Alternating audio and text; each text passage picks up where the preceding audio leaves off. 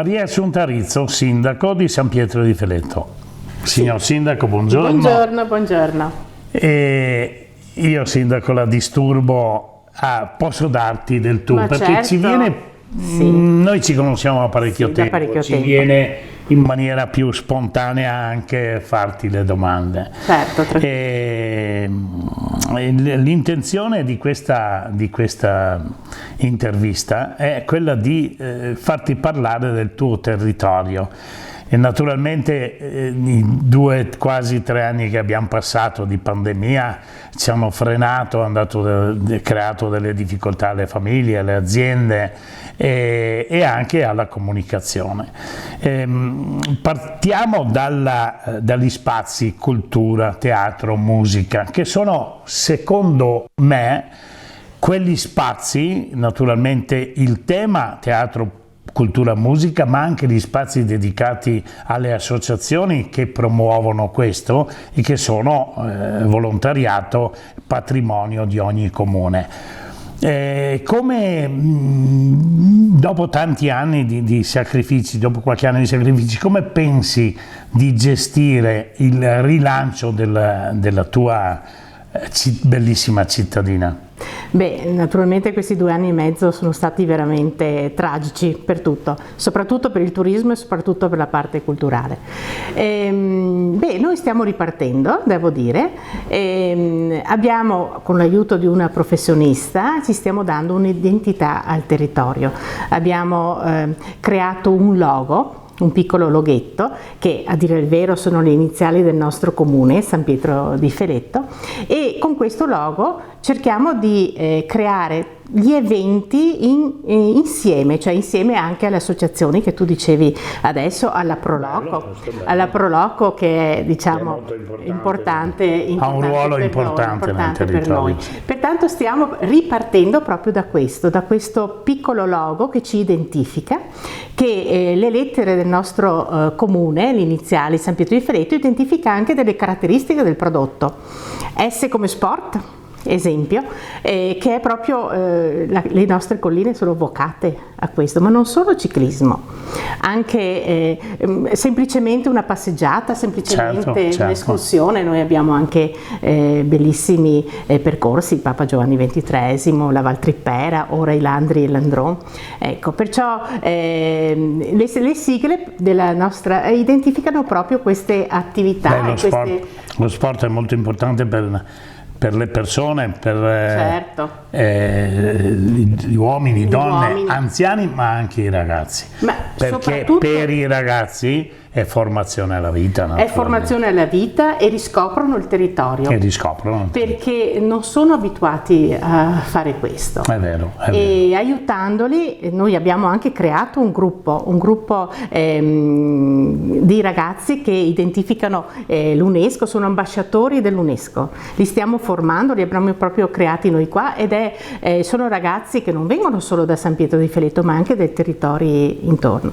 E per il momento li stiamo formando, cioè facendo conoscere il territorio e le attività del territorio. Beh, è anche importante, perché che se ne dica dei ragazzi che non hanno voglia di fare niente. Io direi che siamo noi che non abbiamo voglia di coinvolgerli, hanno degli obiettivi diversi, probabilmente riusciamo anche a salvare le generazioni future, coinvolgendo i ragazzi. Ma certo, è importantissimo coinvolgerli. Certo. Sono una trentina, esempio, ma sono bravi ragazzi, come sono bravi i ragazzi anche del CCR, anche loro ci stanno aiutando nel creare eventi e nel fare promozione del territorio. È ovvio che si dice sempre così, no? Fa sempre rumore un albero che cade che una foresta che cresce, si dice sempre così, certo. Però in realtà abbiamo tantissimi bravi ragazzi, basta solo coinvolgerli. Tu mi hai parlato di UNESCO. L'UNESCO normalmente, il territorio UNESCO è pensato dall'immaginazione generale come il Prosecco. No, è qualcos'altro. Il territorio dell'UNESCO, tu fai parte di questo. Le colline del Prosecco. Il Prosecco è un prodotto delle colline. Ovvio che il Prosecco è un indotto importante. Certamente, per l'economia. Per l'economia, anche la P nel nostro piccolo logo, noi intendiamo il Prosecco. È quello che ha dato lavoro a moltissime persone qui e continua a darlo. È sicuramente il prodotto leader. Però UNESCO vuol dire colline. Vuol dire il nostro paesaggio, vuol dire ciò che ci dà questo panorama, no? Che ha una rarità. Strutture culturali che sono straordinarie. I punti culturali, l'Antica Pieve è uno dei siti ormai UNESCO ed è il nostro punto di forza. Mi sembra che ci sia un progetto che con la Proloco state portando avanti, che è molto importante, la ristrutturazione di... La strutturazione noi la chiamiamo casetta, però in realtà è sminuirla casetta. Certo. Adesso diventerà proprio un punto di informazione non solo per noi, per il Comune di San Pietro di Filetto, ma per tutto il territorio UNESCO. Si trova vicino all'Antica Pieve, era un'ex scuola che il quartiere del Piave ha voluto acquistare e ci ha donato un terzo a noi come comune, un terzo alla Proloco e un terzo appunto è del quartiere del Piave e questo ci ha con quello di ristrutturare la casetta e di renderla appunto in uso a tutto il territorio. Ecco, la Proloco si è preso questo impegno. Bene. E devo dire che è un impegno veramente importante, io non posso altro che ringraziarla perché lì devo dire, e parlando di cifre, lì i costi sono importanti perché sono più di 350.000 euro e credo insomma che anche grazie ai privati che hanno donato sia il loro lavoro che anche in termini di contributo. Abbiamo parlato di cose belle, di cose straordinarie, abbiamo parlato naturalmente parlando di cultura, teatro, musica e sicuramente state lavorando anche su questo. Ma parliamo un attimo, torniamo alle difficoltà che abbiamo vissuto in questi 2 o 3 anni di pandemia e la guerra che ha portato disagi nelle famiglie, nelle piccole aziende.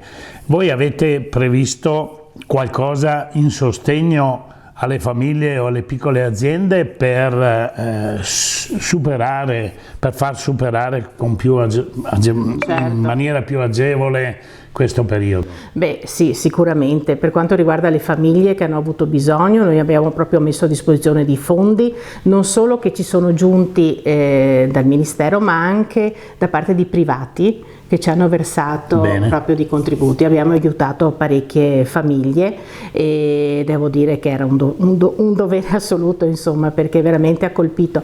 Io devo dire che sono stata anche fortunata perché ho un comune abbastanza con un reddito medio-alto, però ci sono state veramente delle famiglie che hanno avuto bisogno.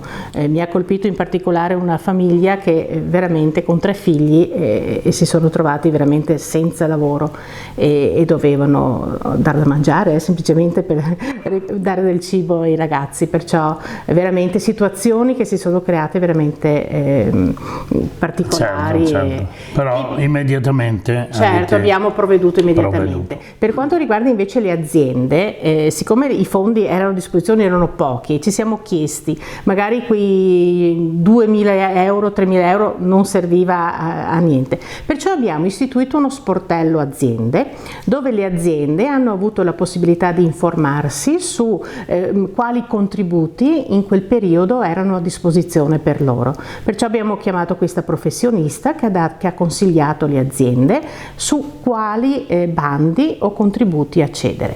Ed è stato un successo, devo dire, perché abbiamo poi aumentato altri 2 periodi di sportello proprio perché su richiesta delle attività che avevano trovato interessante questa richiesta. Bene, ti faccio un'ultima domanda che ne prevede 2, ma naturalmente sono compatibili. E la viabilità, penso tu non abbia problemi di viabilità qui, ma è lo sviluppo edilizio che va quasi di pari passo. Beh, per viabilità sì, direi che non ho grossi problemi, se non il fatto che purtroppo si corre un po' troppo velocemente, devo essere sincera, ma questo è un problema che dobbiamo riflettere su questo e rispettare appunto il codice della strada. Sì, come viabilità non ho, a dire il vero, grossi problemi. Per l'edilizia invece privata io ho avuto un po' di difficoltà all'ufficio tecnico, devo essere sincera, perché primo per mancanza di personale, poi perché le richieste erano moltissime, sono state moltissime, e è un comune che già di sé è molto movimentato. Il 110 ha portato ulteriore movimento, e ho avuto un momento di difficoltà che adesso comunque stiamo risolvendo, e spero insomma di tornare alla normalità. Dovremmo discutere sul 110, vorrei chiederti cosa ne pensi, ma penso che la pensi come me. Esatto, è partito in maniera sbagliata. È partito in maniera sbagliata. E allora noi, visto che abbiamo consumato il nostro tempo, mi hai dato questa grande possibilità, avremo altre possibilità di sentirci, di vederci. Oggi è una giornata splendida, straordinaria. In quel di San Pietro di Feletto ci sei tu, e ci sono i tuoi cittadini che sono delle persone straordinarie. Io vi seguo da tanto tempo e mi fa piacere conoscere e vivere il cittadina di San Pietro di Feletto. Bene, ti Ciao ringrazio. Sindaco, ci ringrazio, vediamo, Bruno. arrivederci. A presto.